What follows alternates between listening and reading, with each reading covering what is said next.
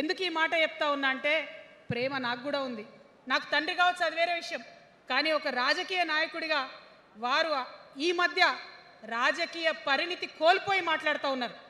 కేటీఆర్ గారు మాట్లాడిందంటే ఓకే అనుకోవచ్చు, ఆయనకు పెద్దగా తెలియదు పాపం. కానీ కేసీఆర్ గారు అనే మాట ఏంటంటే ప్రజలు తప్పు చేసిండ్రు. ఓకే, ఒక సెకండ్ నేను ఒప్పుకొని దాన్ని ఒక సెకండ్ అనుకుందాం. ప్రజలు తప్పు చేస్తే నేను ఒక తల్లిగా అడుగుతున్నా, నేను నా కొడుకో మాట చెప్తా, వాడు వినలేదనుకో, కింద పడ్డాడు అనుకో, ఇడిచిపెడతానా? దగ్గర తీసుకొని మంది అనా? ఓకే, ప్రజలు తప్పు చేసిర్రు అనుకోండి, మీకు అధికారం ఇవ్వలేదు అనుకోండి, ఒక కర్కోటకుడి పాలన నడుస్తుంది అలా తెలంగాణలో. ఇబ్బంది పడుతున్నారు ప్రజలు, గోసపడుతున్నారు, ఏడుస్తున్నారు. ఇండ్లు అన్నీ ఉండి ఇండ్లు గూలగొడుతుంటే, అర్ధరాత్రి ఇంటి మీదకి వచ్చి ఇండ్లు గూలగొడుతుంటే ఆదుకోవాల్సిన అమ్మలాంటి మన పాత కేసీఆర్ ఏడి? ఎక్కడున్నాడు? ఇది మనం అడగాల్సింది. అందుకోసమే నేను ఈ నిర్ణయం తీసుకున్నది.